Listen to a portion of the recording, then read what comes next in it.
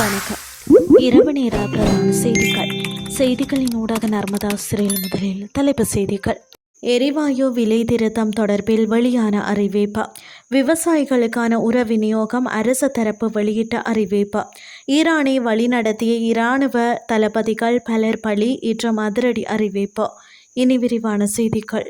April மாதத்திற்கான சமையல் எரிவாயு விலை திருத்தம் தொடர்பான அறிவிப்பு இன்று வெளியிடப்படும் என லிட்ரோ நிறுவனத்தின் தலைவர் சன்ன குணவர்தன தெரிவித்துள்ளார். இது குறித்து கருத்து தெரிவித்த லிட்ரோ நிறுவனத்தின் தலைவர் ஏப்ரல் மற்றும் மே மாதங்களுக்கு தேவையான எரிவாயு கையிருப்பில் உள்ளதாக தெரிவித்தார். அதன்படி 30,000 மெட்ரிக் டன் எரிவாயு மாலைதீவில் களஞ்சியப்படுத்தப்பட்டுள்ளதாக சுட்டிக்காட்டினார். இந்த நிலையில் எரிவாயு அடங்கிய மேலும் 2 கப்பல்கள் முன்பதிவு செய்யப்பட்டுள்ளதாகவும் தெரிவித்துள்ளமை குறிப்பிடத்தக்கது. இலங்கையில் விவசாய உற்பத்தி பொருட்களை கொண்டு செல்வதில் எரிபொருள் தட்டுப்பாடு நிலவுவதாக கூறப்படும் குற்றச்சாட்டுகளை அரசாங்கம் நிராகரித்துள்ளதுடன் அதற்கான முறையான ஒதுக்கீடுகள் செய்யப்பட்டுள்ளதாக வர்த்தக மற்றும் உணவு பாதுகாப்பு அமைச்சர் வசந்த சமரசிங்க தெரிவித்துள்ளார். இதேவேளை 25,000 தொன் உரத்தை ஏற்றிய கப்பல் ஒன்று இன்று நாட்டை வந்தடைந்துள்ளதாக அரசாங்கம் அறிவித்துள்ளது.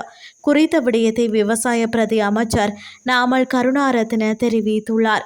அதற்கமைய உலகளாவிய சூழ்நிலையில் உருவாகியுள்ள உர பிரச்சினையை அரசாங்கத்தினால் வெற்றிகரமாக முகாமைத்துவம் செய்ய முடியும் என அவர் குறிப்பிட்டுள்ளார். அத்துடன் சிறுபோகம் ஆரம்பமாகும் போது விவசாயிகளிடையே உர பிரச்சினை குறித்த கவலைகள் காணப்பட்ட போதிலும் நாட்டில் தற்போது தேவையையும் விட அதிகளவில் சேற்று உரம் மற்றும் பண்டி உரம் கையிருப்பில் உள்ளதாக அமைச்சர் சுட்டிக்காட்டியுள்ளார்.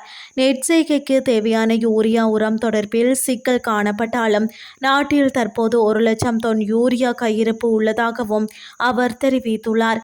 இனி வெளிநாட்டு செய்திகள். தெஹ்ரான் மீது நடத்தப்பட்ட தாக்குதலில் ஈரானை தூர நோக்கற்ற முறையில் வழிநடத்திய பல இராணுவ தளபதிகள் கொல்லப்பட்டுள்ளதாக அமெரிக்க ஜனாதிபதி டொனால்ட் ட்ரம்ப் தெரிவித்துள்ளார்.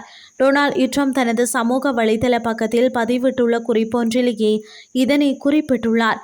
தெஹ்ரான் மீது நடத்தப்பட்ட கடுமையான தாக்குதல்களில் மேலும் பல இலக்குகள் அளிக்கப்பட்டதாகவும் ஜனாதிபதி மேலும் சுட்டிக்காட்டியுள்ளார்.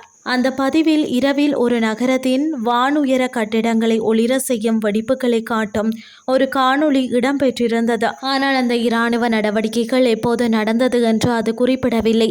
எனினும் இந்த தாக்குதல் தொடர்பாக ஈரான் அரசாங்கம் இதுவரையில் எவ்வித உறுதிப்படுத்தலையும் அல்லது மறுப்பையும் வெளியிடவில்லை என்பது குறிப்பிடத்தக்கது.